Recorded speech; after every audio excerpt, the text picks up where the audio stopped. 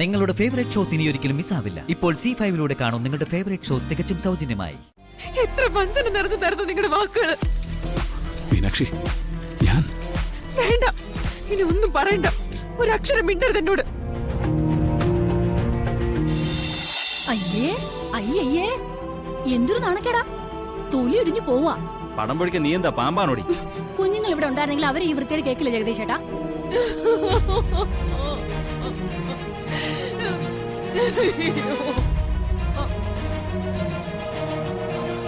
മീനാക്ഷി, മീനാക്ഷി, ഈ മനുഷ്യൻ ചതിക്കയല്ലേ? ഇങ്ങനെ സ്നേഹമുള്ള ഒരു ഭാര്യ ചതിക്കുന്നത് ശരിയാണോ? മൈഥിലി,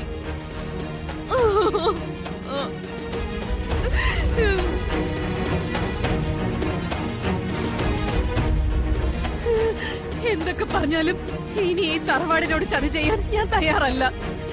എനിക്ക് ഇയാളുടെ ഭാര്യ ആവണ്ട.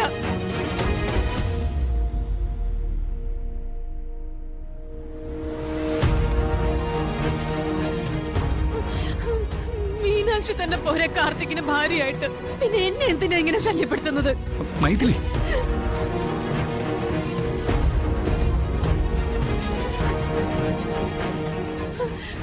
പെണ്ണിന്റെ ശരീരം മതിയോ ഇയാൾക്ക്? ഇങ്ങനെ ഒരു നെറുകേട് കാണിക്കുന്ന എന്തിനാ? മൈഥിലി,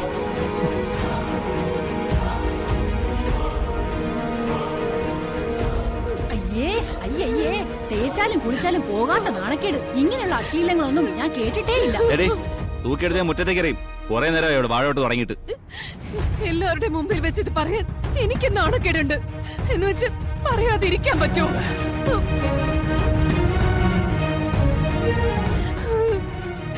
കണ്ടില്ലേ, എന്നെ ആക്രമിക്കായിരുന്നു ഈ മനുഷ്യൻ.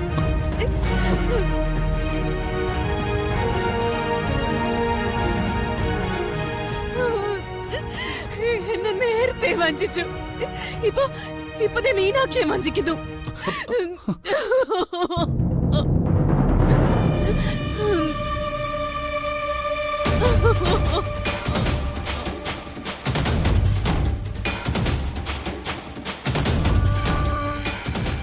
എന്താടാ ഈ വൃത്തികെട്ടോള് പറയുന്നതൊക്കെ സത്യമാണോ?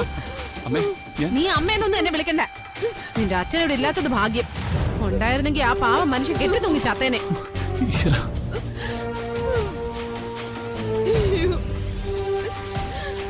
മീനാക്ഷി എന്താ ഒന്നും മിണ്ടാത്ത?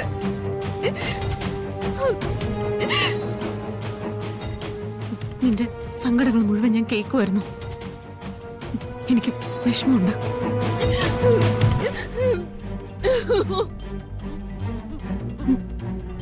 മീനാക്ഷി,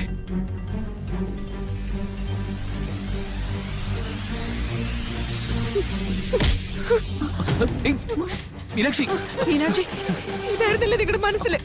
നിങ്ങൾ ഇത്ര വൃത്തികെട്ടവരാണെന്ന് ഞാൻ അറിഞ്ഞിരുന്നില്ല. മീനാക്ഷി, ഒരക്ഷരം മിണ്ടി പോകരുത്.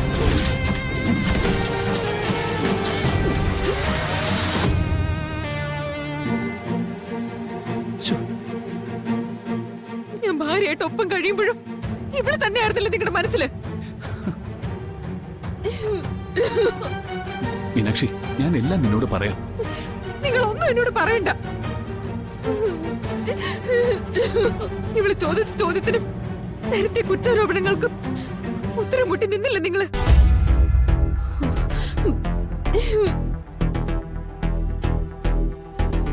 നിങ്ങൾ അതിനൊന്നും മറുപടി പറഞ്ഞ് കേട്ടില്ല. ഇപ്പൊ എന്നോട് എക്സ്പ്ലനേഷൻ ആയിട്ട് വന്നിരിക്കുന്നു. മീനാക്ഷി, വിളിക്കരുത് എന്നെ അങ്ങനെ. ആ വിളി കേൾക്കുമ്പോ എനിക്ക് നാണക്കേടാവുന്നു.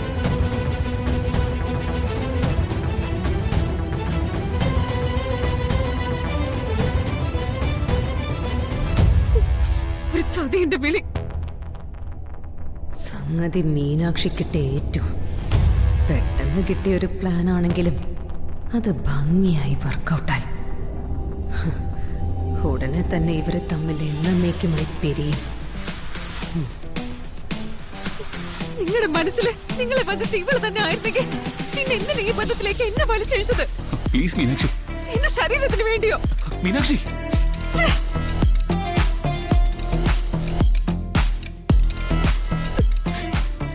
നിങ്ങളെ വിശ്വസിച്ച് ഞാനാ തെറ്റുകാരി. എത്ര വഞ്ചന നിറഞ്ഞു തരുന്നു നിങ്ങളുടെ വാക്കുകള്. മീനാക്ഷി, ഞാൻ വേണ്ട, ഇനി ഒന്നും പറയണ്ട. ഒരക്ഷരം മിണ്ടരുത് എന്നോട്. മീനാക്ഷി കൊച്ചേ, സത്യം എന്താണെന്നറിയാതെ മുത്തശ്ശനെ ആശ്വസിപ്പിക്കാൻ ഒന്നും വരണ്ട.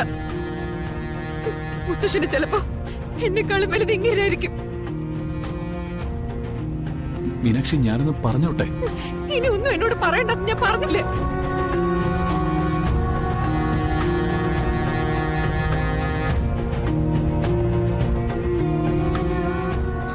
ഇത്രയായ സ്ഥിതിക്ക് ഇവന്റെ കരണത്തൊന്ന് കൊടുത്തിട്ട് ഇറങ്ങി പോടി. ഇനി നമ്മൾ തമ്മിൽ യാതൊരു ബന്ധവുമില്ല. മേലില് എനിക്കിനി നിങ്ങളുടെ മുഖം കാണണ്ട.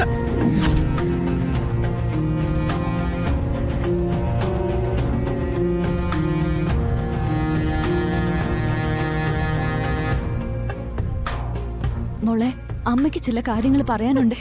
എനിക്ക് ആരുടെ ഒന്നും കേക്കണ്ട. മതി, എല്ലാം മതിയായി. ഈ മനുഷ്യനെ എനിക്കിനി കാണാൻ ഇട വരരുത്. മോളെ, ഞാൻ അപ്പോഴേ പറഞ്ഞില്ലേ മീനാക്ഷി.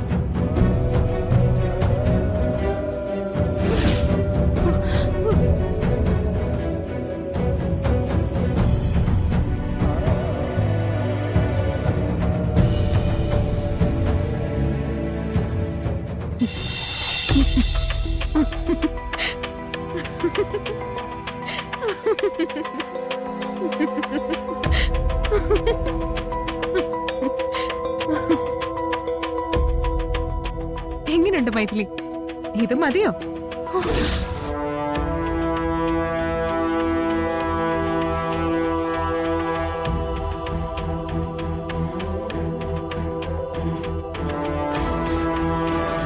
ഇത്രയും മതിയോന്ന്?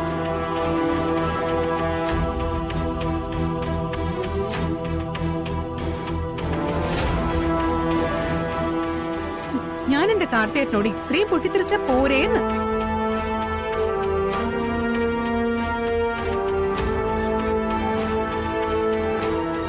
ഇതൊക്കെയാണ് നീ എന്റെ അടുത്ത് നിന്ന് പ്രതീക്ഷിച്ചത് അല്ലെ? ഇതാണ് അടി, ഉടൻ തിരിച്ചടി. കാർത്തിയേട്ടനെ എന്നെ തമ്മിൽ തെറ്റിക്കാൻ ദൈവം വിചാരിച്ച പോലും സാധിക്കില്ല. പിന്നെയല്ലേ ഒരു നാലങ്കട യക്ഷിയായ നീ.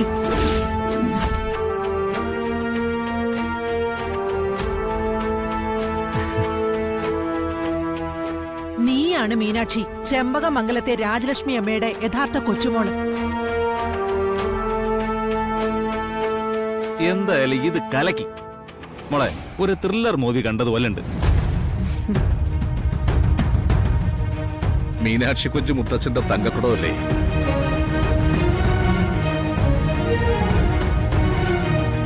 ഇത്രയൊക്കെ എന്റെ കാർത്തിയേട്ടനോട് ചെയ്തതിന് കാർത്തിയേട്ടന്റെ ഭാര്യയായ ഞാൻ നിനക്കൊരു സമ്മാനം തരാൻ പോവാ.